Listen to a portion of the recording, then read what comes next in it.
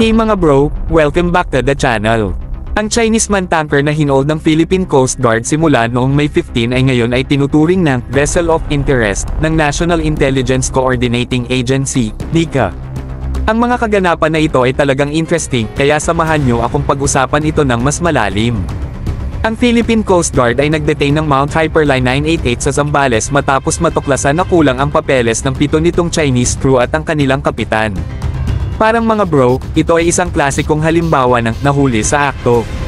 Ibig sabihin, may mga seryosong tanong na kailangang sagutin tungkol sa legitimacy ng operasyon ng barkong ito sa ating karagatan. Hindi lang yun, mga bro. Ang Mount Hyperline 988 ay naiulat ding gumagamit ng Philippine flag kahit na ito ay rehistrado sa ilalim ng flag ng Sierra Leone. Mukhang may identity crisis ang barkong ito.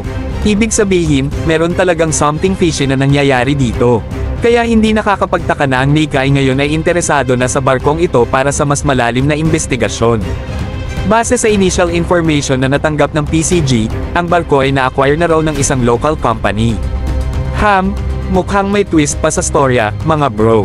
Kung totoo nga ito, kailangan malaman kung legal ba ang acquisition na ito at kung ano ang tunay na intensyon ng bagong may-ari.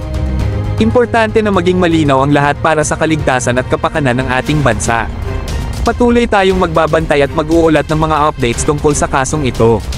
Huwag kalimutan mag-like, subscribe, at pindutin ang notification bell para sa pinakabagong balita at analysis.